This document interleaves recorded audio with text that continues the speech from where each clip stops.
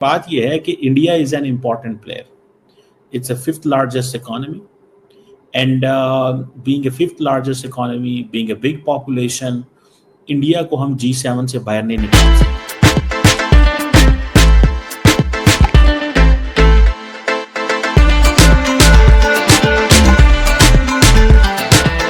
पूरा आपको तैयार रहना है खालिस्तानियों. मोदी जी आ रहे हैं, उनके स्वागत में बिल्कुल आपका ब्लड प्रेशर मुझे बिल्कुल चरम सीमा पर चाहिए. ब्लड प्रेशर खालिस्तानियों का ऐसा होना चाहिए कि दिमाग की नस अब फटी तो तब फटी.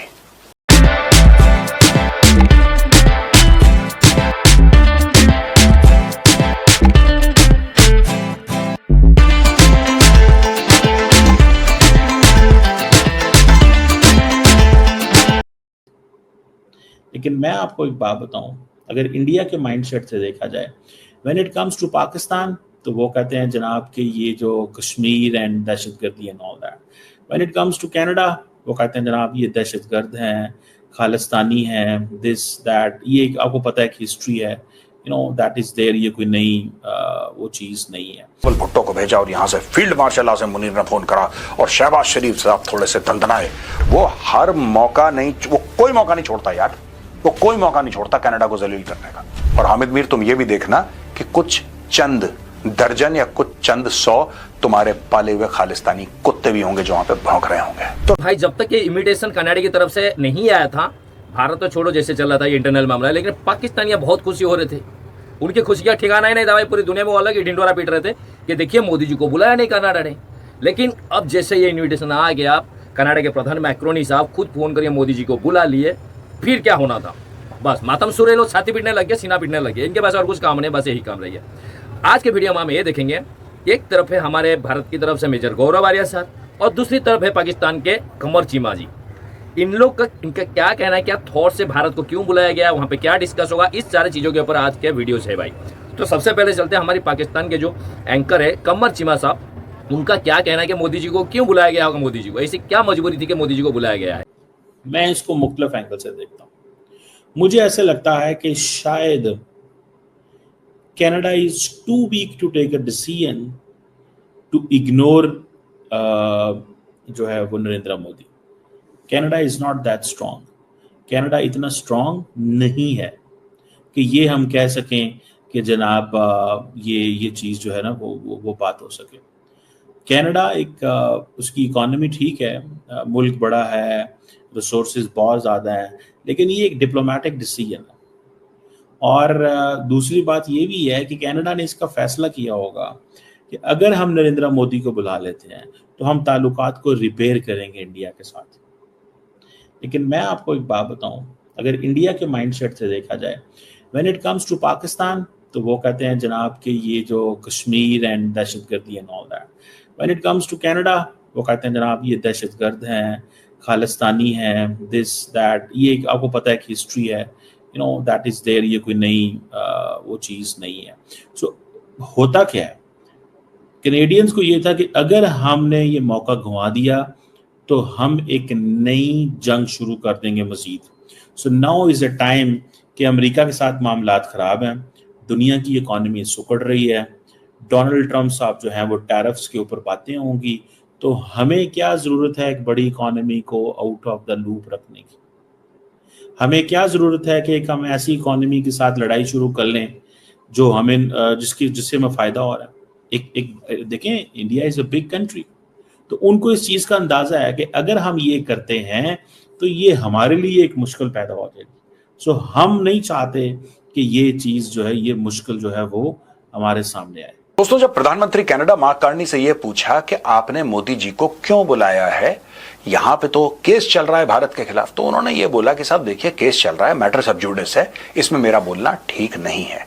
और वैसे भी देखिए, अगर भारत में से किसी ने कुछ काम करा है या कुछ गलत कार्रवाई हुई है जिसको कैनेडियंस एक क्राइम समझते हैं, उसमें यार फिर तो वही बात हो गई. You see, then there will be no relationship between any countries. इसका मतलब अमेरिका और सऊदी अरेबिया का रिश्ता हो ही नहीं सकता, हो ही नहीं सकता. ये तो एक बंदे की किलिंग थी, वहां पे तो सऊदी अरब के 15 बंदे आए, उन्होंने 3000 लोग मार दिए. अमेरिका के, मैं 9/11 की बात कर रहा हूं. फिर इज इट लॉजिकल? दोस्तों वीडियो में यहाँ तक आप सभी हमारे साथ बने रहने के लिए बहुत बहुत धन्यवाद। अच्छा, अब जरा ये देखते हैं कि आपको क्या लगता है। मेजर साहब आपको ये बताएंगे कि अगर पीएम मोदी वहाँ जा रहे हैं कनाडा, तो वहाँ पे किस किस मुद्दे के ऊपर बात हो सकता है, ऐसी कौन सी टॉपिक है जिसको प्रधानमंत्री मोदी वहाँ पे उठाएंगे भाई वर्ल्ड वाइड, ये जरा देखेंगे। मोदी जी जा रहे हैं और 2-4 अहम मुद्दों पे मोदी जी वहां पे बात करेंगे। आज मैं आपको बता दे रहा हूं कि किन किन मुद्दों पे बात करेंगे दोस्तों। एक तो टेररिज्म पे बात होगी और पाकिस्तान की खाल उधेड़ के उसकी वहां पे जैकेट, मोजे और दस्ताने, टोपी बनाई जाएगी। पाकिस्तान की खाल उतार के जैकेट, जूते, मोजे, दस्ताने, टोपी, ये सारी की सारी चीजें बनाई जाएंगी, पहली चीज। दूसरी चीज मोदी जी बात करेंगे सप्लाई चेन के बारे में। 100% आप लिख के ले लो। मोदी जी का फेवरेट टॉपिक, 2 फेवरेट टॉपिक है मोदी जी के। मोदी जी कहीं पर भी जाए इन 2 टॉपिकों के बारे में तो उनको बात करनी ही करनी है। एक फिनटेक के बारे में उनको बात करनी है, उनका पैशन है।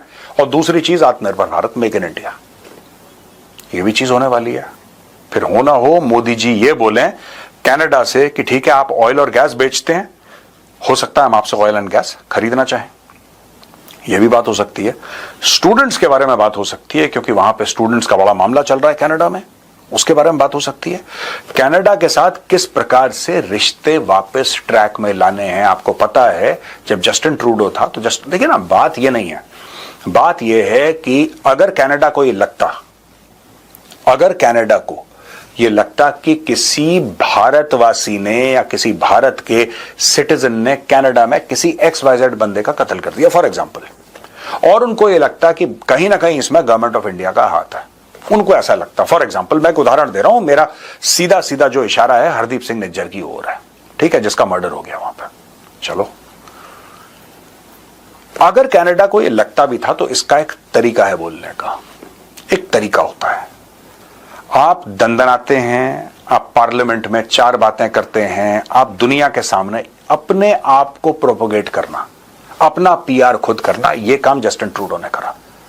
और 2-2 कौड़ियों के खालिस्तानी जो खुद हार गया, जो खालिस्तानी था ना, वो खुद हार गया यार, वो खुद हार गया। 2 कौड़ी का जगमीत यार, जग्गू जादूगर हार गया यार, वो अपना चुनाव हार गया जिसके पीछे उसने पूरी अपनी किस्मत टांग रही। 2-2 कौड़ी के खालिस्तानी झंडा लेके पीला वाला खड़े रहते हैं हर जगह, कोई काम नहीं करते, दे लिव ऑन वेलफेयर, इससे मांग लिया, उससे चोरी कर ली, इसको गोली मार ली। ये तो स्टैंडर्ड है खालिस्तानियों का, पीला सा अपना गंदा सा झंडा लेके खड़े रहेंगे हर जगह।